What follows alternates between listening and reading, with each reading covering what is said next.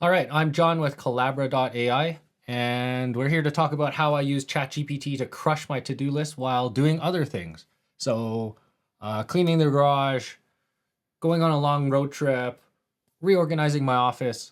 One of the things that we're obsessed about is how to use AI in efficient and innovative ways. So, definitely tier one of how to use AI is just you sitting at the computer, typing in your prompts, getting it to do stuff for you, lightning quick with pretty decent quality, right? That's level one.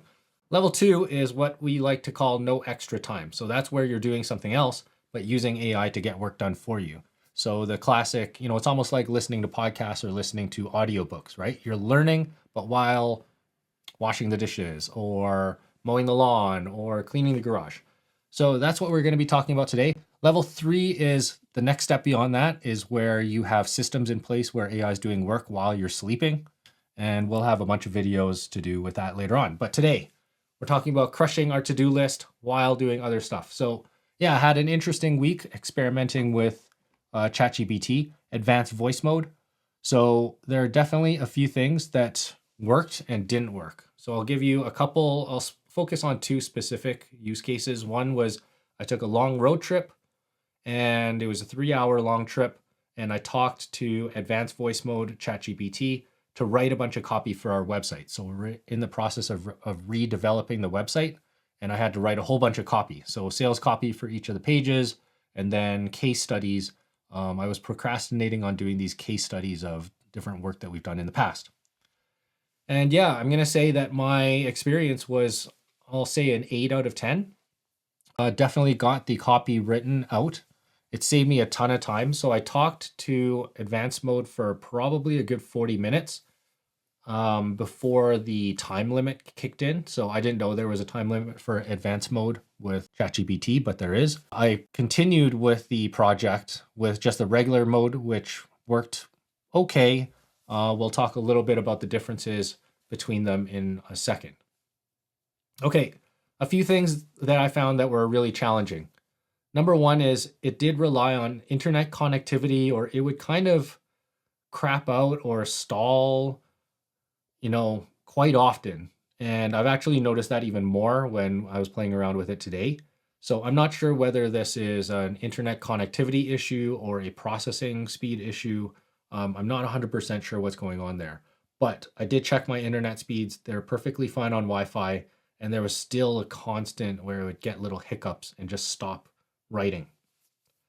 Number two, and this was very annoying, I would say this was the worst part of the experience, was sometimes when it would crap out like that, when it would stall or freeze, you'd end up losing the entire conversation that you just had.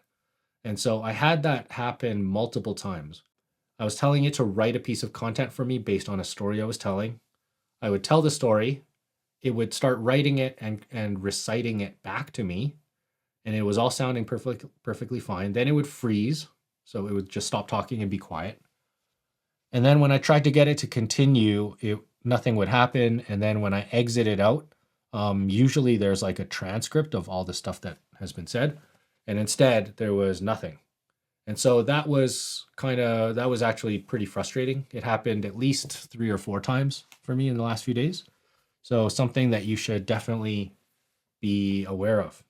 On the pro side, though, I got 5 different case studies that we're going to be putting onto the website with very little editing. I might do a little quick kind of AI detection run with all of them, but with very minor editing, they were pretty much ready to go. I also had a conversation with it as Seth Godin.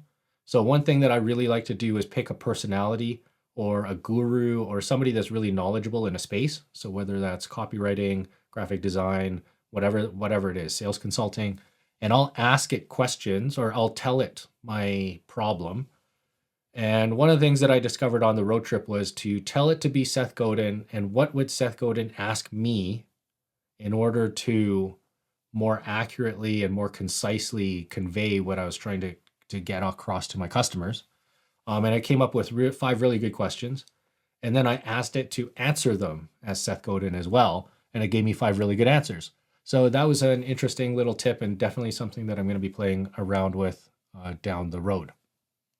So that was the road trip. I think it went fairly well. Again, because I'm driving around, the internet connectivity was not 100, like it wasn't the best. So there was a lot of that kind of breaking in, pausing, freezing, that kind of thing going on.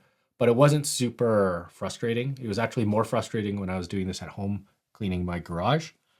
That being said, I did run out of minutes. Like I said, you have a certain amount of time for advanced voice mode per 24 hours. I wasn't actually aware of that, but I am now. And then I switched over to the regular voice mode. So key differences with regular voice mode. Number one, you can't interrupt it. And that's kind of a frustrating thing. So oftentimes it'll get what you're asking wrong. So multiple times I said that I wanted it to help me write an article for LinkedIn. And then it just started writing an article and giving it back to me when I hadn't given it the story that I wanted it to be about. I hadn't given it a subject or anything. And so if you can't interrupt it with your voice, you can interrupt it by tapping the app, but it's obviously a bit less efficient. So that was really the only annoying part of the standard voice mode. Other than that, it performed pretty much the same. Everything is output into ChatGPT. We'll take a look. And yeah, if you've ever had a writing task like this, oftentimes if you're like me, there's a lot of time spent staring at a blank screen, figuring out how you're going to start. There's a lot of procrastinating instead of getting to the actual writing portion. And so I had given probably an hour in the morning to try to do this stuff. And I didn't really get anywhere other than making a potential list. I made the list of 5 things that I might want to talk about. Whereas in talking to advanced mode ChatGPT over the course of 45 minutes, it basically wrote out all of that stuff in 45 minutes. And so I think this is a pretty dramatic increase in productivity. This is exactly the type of thing that I would put off for days and weeks. And, even then it would take me several hours to write 5 good pieces. So this was a big time saver. And so, yeah, I would, again, rate this an 8 out of 10 experience. It did save me a ton of time. The only aggravating parts were where it froze and then we lost a bunch of work. And yeah, I am excited to see how this progresses into the future because if the connectivity thing is fixed and is more stable and the timing limits are removed, then I could see this interaction becoming a decent part of how I do work in a given day.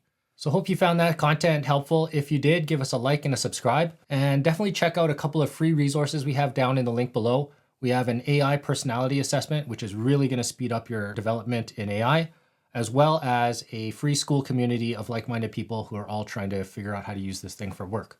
Inside that Skool community is an absolutely free course on AI basics prompting, how to use Midjourney, and it's several hours long. I think it's a really good course and absolutely free. Hope to see you in there.